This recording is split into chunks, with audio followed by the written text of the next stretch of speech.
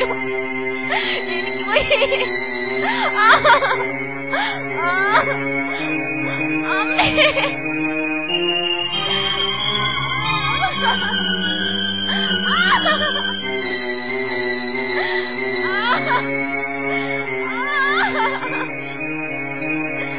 അയ്യോ അയ്യോ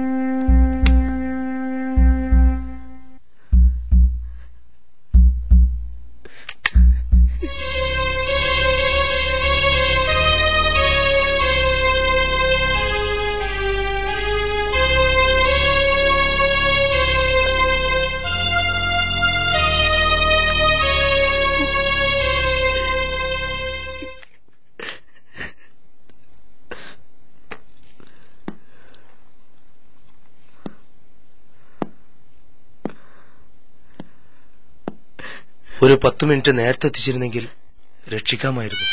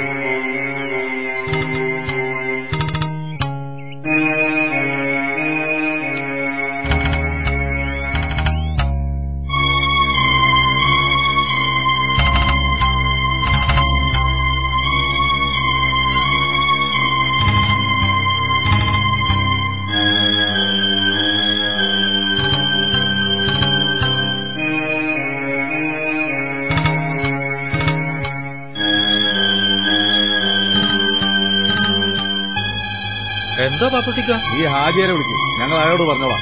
വിളിക്കടാ നിന്റെ ഹാജിയരെ. എവിടെ ഒളിച്ചിരിക്കുകയാണ് അയാള്? ആരാടാ എന്റെ മുറ്റത്ത് വന്ന് ഇന്നെ തെറി വിളിക്കുന്നത്? ഇപ്പം വിളിച്ചതേ ഉള്ളൂ, ഇനി പ്രവർത്തിക്കാ ചെയ്യാ. ഈ ഇന്ന് എന്ത് ചെയ്യുന്ന ഇപ്പൊ അറിയണേ? ഇന്റെ മുറ്റത്തുനിന്ന് കുറയ്ക്കാതെ ഇറങ്ങി പോയി ഹിമാറളെ. അങ്ങനെ അങ്ങ് പേടിച്ചു പോകാനല്ല ഞങ്ങൾ വന്ന്. കൊമ്പങ്കല്ല് ഭാഗത്തേക്ക് ഒരു വഴിക്ക് വേണ്ടി കുറച്ച് സ്ഥലം വിട്ടുതരാൻ പലതവണയായി നിങ്ങളോട് ഞങ്ങൾ പറയണേ. ഇത് പറയാനായി ഈ തെണ്ടികളായിട്ട് രാവിലെ എഴുന്നള്ളി? തെണ്ടിക്കൂട്ടത്തിന്റെ എഴുന്നള്ളത്തല്ല, അവസാനത്തെ താക്കീതാ. ഒരു വഴിയില്ലാത്തതിന്റെ പേരിലായി ഇന്നലെ ഇവിടെ ഒരു മരണം സംഭവിച്ചത്. ഇനി അങ്ങനെ എങ്ങാനും സംഭവിച്ചാൽ ഈ ഒലത്തും നാട്ടില് ജനിക്കണോണ്ടിയും മരിക്കണോണ്ടിയും സൗകര്യത്തിന് എന്റെ മുതലിന് കൊടുക്കണമെന്ന് പറഞ്ഞ ഒരു ചെറ്റനും ഞാൻ വകക്കൂല.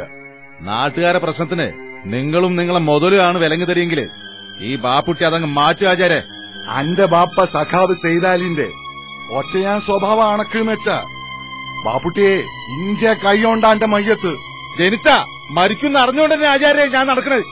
എനിക്കാരും പറഞ്ഞ് ഈ മറ്റത്ത് വരൂല. ആ വഴി വെട്ടിന് തടയാൻ പറ്റെങ്കിൽ തടി. എല്ലാരും വരി.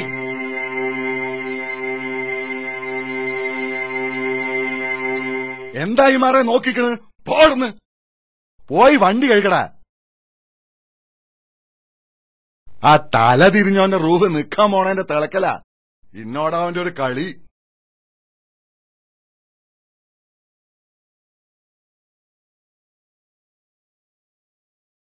പ്രകാശ, ദേവനെ കണ്ട്. അവനാ കടയിലുണ്ട്. ആ സംഭവത്തിന് ശേഷം അവനൊരു മാറ്റമുണ്ടോന്ന് എനിക്കൊരു സംശയമുണ്ട്. നീ ഇത് പറയുമ്പോഴാണ് എനിക്കും തോന്നിയത്. ഞാൻ ആദ്യമൊക്കെ കരുതിയത് വീട്ടിലെ അവസ്ഥ കൊണ്ടാണെന്നാ. അതല്ലേ എല്ലാരും കരുതുള്ളൂ. ഒരു സോനയും പാപ്പിട്ടി ഒരുമിച്ച് ഞാനും കണ്ട്. എന്താണ് അവന്റെ മനസ്സിലെന്ന് നമുക്കറിയണല്ലോ. ബാപ്പുട്ടിക്കെതിരായി നിൽക്കാൻ കിട്ടിയ അവസരമായിരുന്നു അത്. അതിന്റെ തുടക്കം കിട്ടി. പക്ഷെ കൂടെയുള്ള ഒരാള് ഒരിടത്ത് നേടുമ്പോ ഒരിടത്ത് പോവാ. അങ്ങനെ നഷ്ടപ്പെടാനാണെങ്കിൽ നമ്മളൊക്കെ പിന്നെ എന്തിനാ? വാ, നമുക്കൊന്ന് പോയി നോക്കാം.